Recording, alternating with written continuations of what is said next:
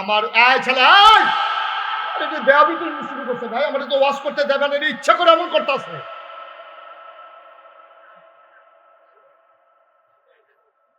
কি হইলো তোমার? ছেলে দাঁড় করা, দাঁড়াও।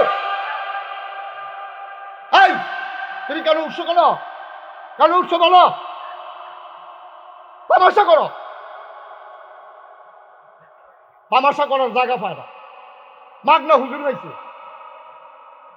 বেয়াদব কোথাকার। কয়বার বলছি কেন উঠতে হবে? আমি দূর থেকে আসছি বলে আমাকে ওয়াজ করতেই হবে।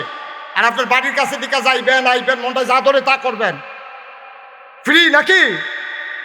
আমার কথার কোনো দাম নাই। এই ছেলেটা তো এমন না যে প্রস্রাব ধরছে অথবা জরুরি তার যাইতে হবে, মানে তামাশা আর কি। মনে ধরছে আইছি, ভাল লাগে না আরাম, মামুর বাড়ির আবদার। এসব করতে করতে তো শেষ হয়ে গেছে সমাজ, সব ধ্বংস হয়ে গেছে আমাদের। এতবার বলার পরে ছেলেটা উঠতে পারলো, কত বড় বেয়াদব হইলে সম্ভব আপনি কি চিন্তা করতে পারেন? একটা মুরব্বী লোকও তো চিন্তা করবে না যে আমি উঠি, সে চিন্তা করবে আমার বেয়াদবি হয়ে যায় কিনা, আর তার বেয়াদবিরও চিন্তা নেই। শেষ হয়ে গেছি আমরা, সব শেষ। হুজুর চাকর আইসে চাকরি করে যাইব, শেষ।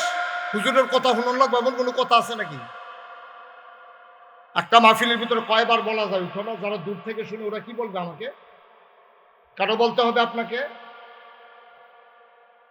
দয়া করে একটা লুক আর লড়বেন না, কান খাড়া করে শুনেন। সবাই পড়েন আমিন, জোরে পড়েন।